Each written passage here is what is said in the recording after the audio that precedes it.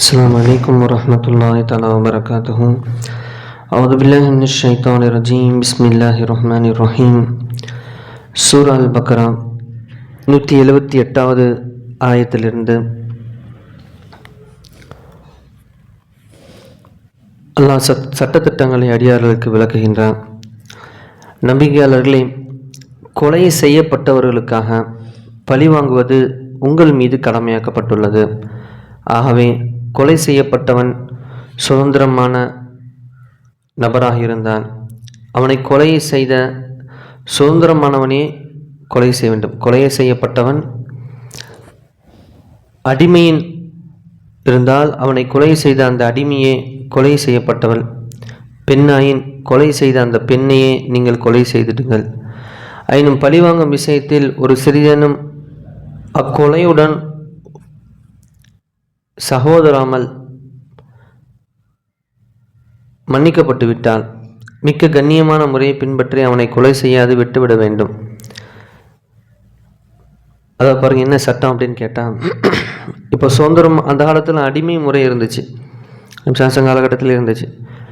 அப்போ ஒரு சுதந்திரமாக இருக்கிறது எஜமான் ஸ்தானத்தில், அடிமையாக இருக்கிறது அவங்கள சார்ந்து இருக்கிறது. அப்போ அந்த ஒரு சுதந்திரமான ஒருத்தன் கொலை செஞ்சிட்டான் ஒரு ஆள் அப்படின்னு சொன்னால், இப்போ அந்த குடும்பம் பதிலுக்கு இவரை கொலை செய்யலாம்.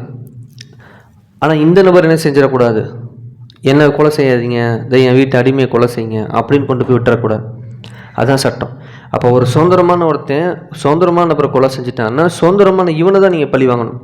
அதே மாதிரி பெண்ணுன்னு சொன்னால் பெண்ணை தான் நீங்கள் பழி வாங்கணும். இந்த குடும்பத்தில் யாரை கொன்னாங்களோ, அவன் கொல்றதுக்கு ஒருத்தன் போனான் பார்த்தீங்களா, அவனை தான் பழி வாங்கணும். ஒரு அடிமையை போய் கொலை செஞ்சுட்டா அந்த அடிமையை தான் இங்கே கொலை செய்யப்படணும். இதான் இங்கே சட்டத்தை விளக்குறாங்க. அப்படி செய்யணும் தான் கிடையாது. இது உங்கள் மன திருப்திக்கு, உங்களுடைய மனசுடைய உங்கள் அந்த வெறி தீர்றதுக்கு தானே தவிர விஷயம் என்னன்னு கேட்டால், நீங்கள் மன்னிச்சு விடுறதுன்னு விட்டுறலாம். இது அதை விட சிறந்த செயல் நல்லா பதிவு செய்கிறான். ஆயினும் பழிவாங்கும் விஷயத்தில் ஒரு சிறிதேனும் அக்கொலை உண்டவனுடைய சகோதரால் மன்னிக்கப்பட்டு விட்டால் மிக்க கண்ணியமான முறையை பின்பற்றி அவனை கொலை செய்யாது விட்டுவிட வேண்டும். இது ஒன்று கொலைக்கு கொலை, இன்னொன்று மன்னிப்பு. பழி வாங்குவதற்கு பதிலாக கொலையாளி ஒரு தொகையை தருவதாக ஒப்புக்கொண்டிருந்தால் அந்த நஷ்ட ஈட்டை தயக்கமின்றி நன்றியோடு அவன் செலுத்திவிட வேண்டும். இவ்வாறு நஷ்ட ஈட்டை அனுமதி தந்திருப்பது உங்கள் இறைவனுடைய சலுகையாகும், மேலும் அருளாகும். இவ்வாறு நஷ்ட ஈட்டை பெற்று கொண்டதற்கு பின் எவரேனும் வரம்பு மீறி நஷ்ட ஈடு கொடுத்த கொலையாளியை துன்புறுத்தினால் அவனுக்கு மறுமையில் மிக்க துன்புறுத்தும் வேதனை உண்டு. பாருங்கள், நஷ்ட ஈடுனா ஏதோ சின்ன தொகையெல்லாம் வராது. அந்த காலத்தில் கோத்திரமாக வாழ்வாங்க. கோத்திரம்னா இப்போ ஒரு 2000 பேர் ஒரு கோத்திரம்னு சொன்னால் அதில் ஒருத்தனை கை வச்சா அந்த 2000 பேர்த்துக்கு வலிக்கும். என்ன செய்வான்னு கேட்டால், இதில் ஒருத்தன் தப்பு செஞ்சிட்டான் இன்னொரு கோத்திரத்துக்காரன் மேலே அப்படின்னு சொன்னால், இந்த 100 குடும்பமும் சேர்ந்து அவன் ஒரு 100 ஒட்டகம் கேட்டாங்க, எங்களுக்கு அந்த கொலைக்கு பகரமாக செத்து போன அந்த குடும்பத்தாரில் 100 ஒட்டகம் கொடுங்களான்னு கேட்டால், இவ்வளோ நபர்களும் சேர்ந்து 100 ஒட்டகத்தை தயார் பண்ணி கொண்டு போய் கொடுத்துடணும். இதுதான் கொலைக்கு பகரம். அவ்வளோ பெரிய தொகையை அங்கே கொடுக்க வேண்டியது இருக்கும். அல்லாஹ் சொல்கிறான், நான் இப்படியெல்லாம் உங்களுக்கு இந்த சட்டத்தை நிர்ணயம் செஞ்சிருக்கிறதெல்லாம் சலுகையும் அருளுமாகவும் இருக்கு என்பதாக. பாருங்கள், இந்த சட்டம் எந்த அளவுக்கு ஒரு பழிக்கு பழி அப்படிங்கிறது, அல்லது பழிக்கு மன்னிப்பு அப்படிங்கிறது, அல்லது பழிக்கு ஒரு ஈடுதொகை பெற்று அதை விட்டுறது என்பது பெரும் போர்களை தவிர்க்கக்கூடிய விஷயம் என்பதாக அல்லாஹ் பெரிய இடத்துல குர்ஆன்ல சொல்லுவான். ஏன்னா ஒரே ஒரு கொலை தான் நடந்திருக்கும், பார்த்தா ஊரே அடித்து செத்துக்கிட்டு கிடப்பாங்க. அந்த குடும்பத்துக்காரங்க இந்த மாதிரி இந்த 3ல ஒரு ஆப்ஷன் பெற்றுட்டு போயிட்டாங்கன்னா வேலையை முடிஞ்சு போச்சு. மன்னிப்பு, இல்லாட்டினா பழிக்கு பழி, இல்லாட்டினா தீயத். அப்படி மட்டும் இல்லைன்னு சொன்னால் அந்த குடும்ப சண்டை ஊர் சண்டையை நாட்டு சண்டை ஆக்கிடுவாங்க. ஆனால் இது எவ்வளோ பெரிய இடத்துலலாம் அந்த சட்டத்தை விளக்கியிருக்கான் பார்த்தீங்களா. அறிவாளிகளே, கொலைக்கு பழி வாங்குவதில் உங்களுக்கு வாழ்க்கை உண்டு. பாருங்கள், எல்லாம் சொல்கிறோம் வாழ்க்கை உண்டு. ஏன் வாழ்க்கை உண்டு? பழிக்கு பழி வாங்கிட்டா அந்த கோபத்தாபம் எல்லாம் முடிஞ்சிடும். இல்லாட்டினா ஜென்ம புகையாக போகும். நம்ம தமிழ்நாட்டில் அப்படி சில ஜாதிகளுக்கு மத்தியில் இன்றைக்கி இருக்குது. அவன் அங்கே செஞ்சான், அது 60 வருஷம் முன்னாடி, இன்றைக்கி செய்யணுண்டா, அது தப்பு. அதுதான் வருது. அறிவாளிகளே, கொலைக்கு பழி வாங்குவதில் உங்களுக்கு வாழ்க்கை உண்டு. அதை உடனே அப்பயே முடிச்சிடணும், இல்லாட்டினா அது ஒரு ஜென்ம புகை மாதிரி போகும். ஏனென்றால் பழிவாங்கி விடுவார்கள் என்ற பயத்தால் கொலை செய்ய கருதுபவனும் அவனால் கொலை செய்ய கருதப்பட்டவனும் தப்பித்து கொள்ளலாம். நீங்கள் அல்லாஹ் தடுத்தவற்றிலிருந்து விலகி அவனை அஞ்சிக் கொள்ளுங்கள். இதுதான் கொலையின் சட்டம்.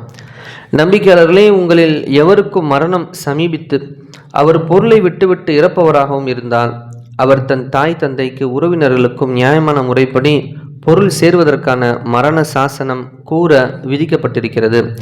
இது இறைச்சமுடையவர்கள் மீது கடமையாகும். இப்போ ஒரு முஸ்லீம் மீன் மரண நேரத்தில் அதாவது மௌத்து சமீபிக்குதுன்னா அவர் மரண சாசனம் செய்கிறது அவர் மேலே கடமை. எனக்கு இவ்வளோ கடன் இருக்குது, இதுக்கப்புறம் இத்தனை சொத்து இருக்குது, இந்த பிள்ளைங்களுக்கு இவ்வளோ பிரித்து கொடுத்துருக்கேன்னு அவர் தெளிவாக சொல்லிட்டு போயிடணும். இல்லாட்டினா அதில் பெரிய சண்டை அடிச்சுக்குவாங்க. ரத்த உறவு எதிரியாக பார்ப்பான். இவன்டா என் வீட்டுக்கு வந்தான், சொந்த அண்ணனாக இருக்கும், சொந்த தங்கச்சியாக இருக்கும், ஏன் வீட்டுக்குள்ளே வந்தான், இவன் மூஞ்சில் முடிக்கணும், இப்படி பேசுவாங்க. ஏன்? தாய் தந்தையர் மரணிக்கும் போது பெற்றோர் சரியான மரண சாசனம் செய்யலைன்னு இது நடக்கும். அதெல்லாம் சொல்கிறோம், நீங்கள் மரண சாசனம் செஞ்சுருங்க. நம்பிக்கையாளர்களே, அந்த மரண சாசனமாகிய அதை கேட்டதற்கு பின்னர் எவரேனும் அதை மாற்றிவிட்டால் அதன் பாவம் எல்லாம் மாற்றியவரின் மீதே சாரும். நிச்சயமாக அல்லாஹ் மரணிப்பவர் கூறும் சாசனத்தை நன்கு செவியுறக்கூடியவனாக இருக்கிறான். அதை மாற்றும் பாவிகளின் செயல்களே நன்கறிந்தவன். இதை மாற்றும் பாவிகள் யார்? அங்கே கடைசி நேரத்தில் எல்லாரும் இருக்க போகிறதில்ல, அவர் மூத்த நேரத்தில். அப்போ இருந்து கேட்குறவர் அதை மாற்றணும்னு சொல்லி மாற்றிட்டாரு, சொத்தை இவருக்கு அதிகமாக ஏதோ ஒரு அநியாயம் பண்ணிட்டார், உங்கள் அத்தா அப்படி தான் சொன்னாருன்னு சொல்லிட்டாருன்னா அவர் பெரிய பாவி. ஆனால் மரண சாசனம் கூறியவரின் சாசனத்தில் அநீதம் அல்லது தவறு இருப்பதை எவரேனும் பார்த்து பயந்து அந்த சாசன பொருளை அடையக்கூடியவர்களுடைய சமாதானம் செய்து அதை மாற்றிவிட்டால் அவர் மீது குற்றம் இல்லை. நிச்சயமாக அல்லாஹ் மிக மன்னிப்பவன், மிக்க கருணையாளனாக இருக்கின்றான். நம்பிக்கையாளர்களே, உங்களுக்கு முன்னுள்ளவர்கள் மீது கடமையாக்கப்பட்டிருந்தது போல் உங்கள் மீதும் நோற்பது கடமையாக்கப்பட்டுள்ளது. அதனால் நீங்கள் இரையச்சமுடையவர்களாக ஆகலாம். நோன்பு அல்லாஹ் முந்தைய எல்லா சமுதாயத்துக்கு அல்லாஹ் கடமையாக்கியிருந்தான். அதுபோல உங்கள் மீது கடமையாக்கப்பட்டுள்ளது. பாருங்க, நீங்கள் இரையச்சம் உடையவர்களாக தக்குவா அதிகரிக்கும். நோன்பை கொண்டு தக்குவா அதிகரிக்கும். தக்குவா தான் முக்கியமான ஒரு விஷயம். குறிப்பிட்ட நாள்களில் தான் நோன்பு நோற்பது கடமையாகும். ஆயினும் அந்நாள்களில் உங்களில் யாராகிலும் நோயாளியாகவோ அல்லது பிரயாணத்திலோ இருந்தால் அவர் நோன்பு நோற்க வேண்டியதில்லை.